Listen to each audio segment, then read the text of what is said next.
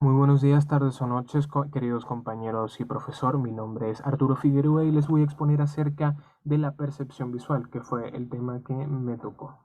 Así que vamos a comenzar con ello.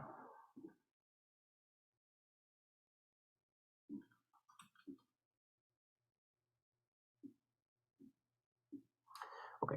Antes de poder hablar acerca de lo que es la percepción visual dentro de lo que nos compete en la asignatura, que es la fotografía, hay que entender un poco mejor qué es en sí a un nivel biológico.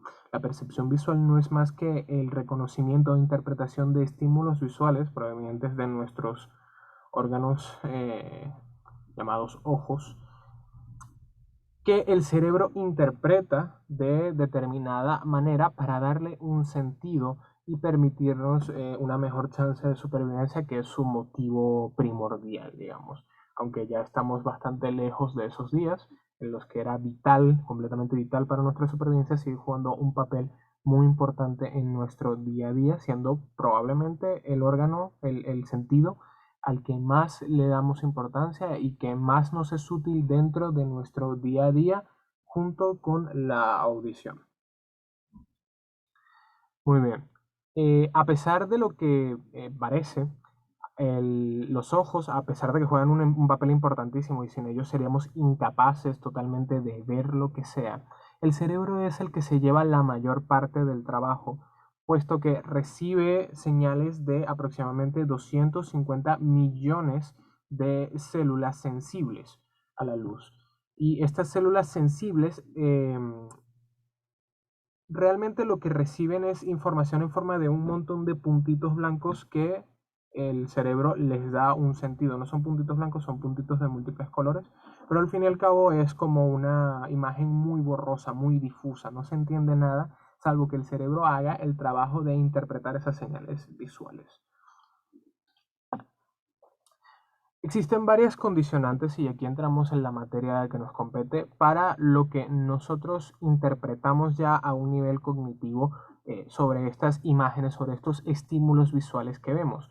Están sesgados por en primer lugar, nuestra cultura, nuestras experiencias y nuestras creencias personales pueden afectar la forma en la que vemos o le damos significado a determinadas cosas dentro de nuestros estímulos visuales.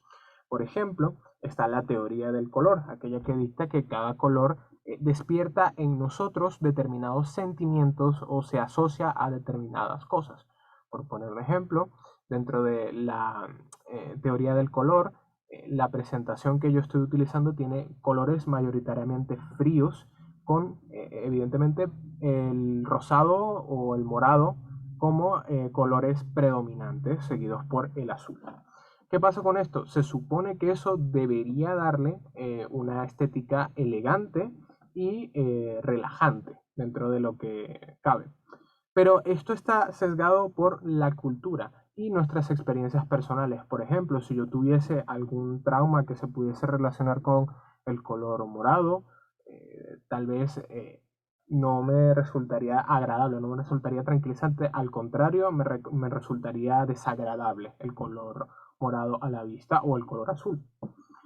Otro ejemplo bastante famoso es el color blanco, que dentro de nuestra cultura occidental lo relacionamos con el sentimiento de calma, de paz, de pureza, y el negro lo relacionamos con la muerte. Dentro de la cultura oriental es el blanco, el color que se relaciona con la muerte, y de hecho a los funerales la gente va vestida precisamente de blanco.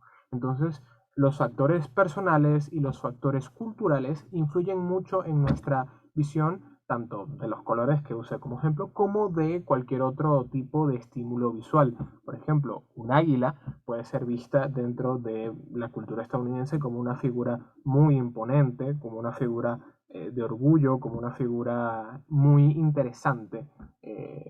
Pero para otra cultura podría resultar un ave de mal agüero, como se le suele decir, como por ejemplo es en México con las lechuzas, a las cuales consideran brujas. Puede que exista otra cultura en la que las águilas se vean así, como un animal de mal agüero, un animal desagradable, un animal que no es agradable de ver. Juego de perspectivas. Otra cosa que influye muchísimo en nuestra percepción visual es la perspectiva. Esto es algo bastante personal y bastante único de cada caso, pero la forma en la que vemos las cosas, nuestro punto de vista, influye en la interpretación que nuestro cerebro le da a las cosas. Y aquí un ejemplo muy famoso de, dependiendo de cómo esté puesta la imagen, nuestra reacción inicial a lo que creemos que vemos pueden ser dos distintas. Podemos ver una copa o podemos ver dos personas hablando entre sí.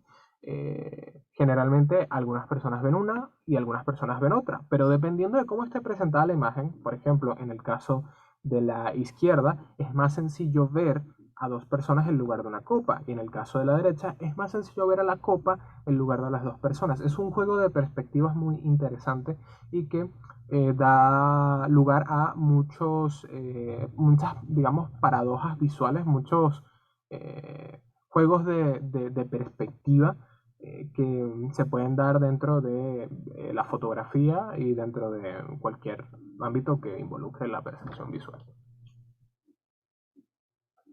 En nuestra vida cotidiana, como ya hemos mencionado, la vista es uno de los sentidos más utilizados y que más valor se le da, que más presente está en nuestra vida diaria y que más nos ayuda a sopesarla y con las actividades que llevamos a cabo durante el día.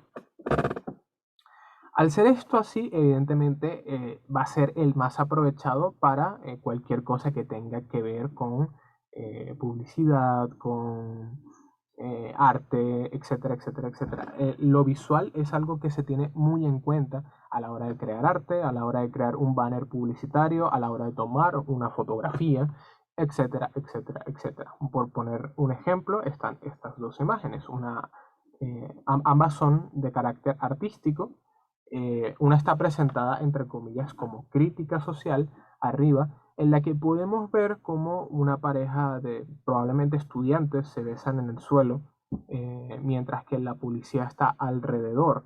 Eh, Fíjense cómo el enfoque de la imagen, pese a que es el policía el que tiene la mayor cantidad de masa visual, el que ocupa una mayor parte de la pantalla, al estar borroso, al estar difuminado, se le da más importancia a lo que está detrás. Es como si este policía que tenemos enfrente pasase a ser parte de los otros policías, pasase a ser parte del fondo. Y se enfoca especialmente a esta pareja de estudiantes que están probablemente vencidos en el suelo. Depende de la interpretación que le dé cada uno a ello. Puede representar el amor, puede representar una crítica social, depende de la perspectiva de cada uno, la interpretación que cada uno le dé. O la imagen de abajo, que como había mencionado antes, es un juego de perspectiva en la que una pequeña mano sostiene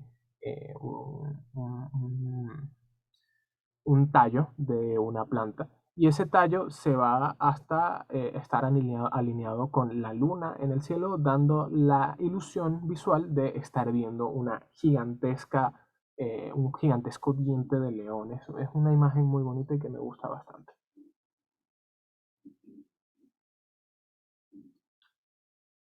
Por último, incluí aquí mis anexos. Pido perdón al profesor y a mis compañeros porque no tengo una cámara de muy buena calidad y tampoco he tenido suficiente tiempo como para captar fotografías más interesantes de ver.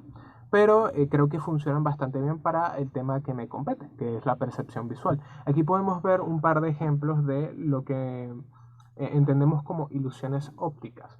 Eh, Al principio primero está el ventilador, que cuando un ventilador está estático, vemos claramente que tiene 3 o 4 aspas dentro de él estáticas. Pero cuando empiezan estas a dar movimiento y tomamos una foto de ese movimiento, pueden verse dos interpretaciones. Puede que veas sutilmente el contorno de las hélices a alta velocidad o el reflejo que tienen por la luz que les da, que efectivamente hay aspas ahí en ese ventilador que están girando a una alta velocidad y no se ven a simple vista. O puede que no te fijes en esos detalles y creas que es un ventilador sin aspas.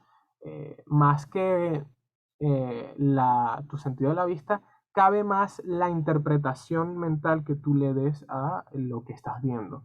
Es más como que el cerebro autocompleta lo que falta en la imagen o lo que no se ve a simple vista en la imagen. Otro ejemplo es este pequeño pedazo de papel quemándose. El fuego no produce luz, o sea, no produce sombra, perdón. El fuego no produce sombra. Y cuando es la primera vez que ves algo por el estilo, puede impactarte, porque tu cerebro no encuentra la lógica dentro de que hay algo que no está produciendo sombra, algo que tú ves físicamente, pero que no produce sombra. Es interesante la reacción que puede tener una persona al descubrir esto, porque la mayoría de las personas se sorprenden al descubrirlo.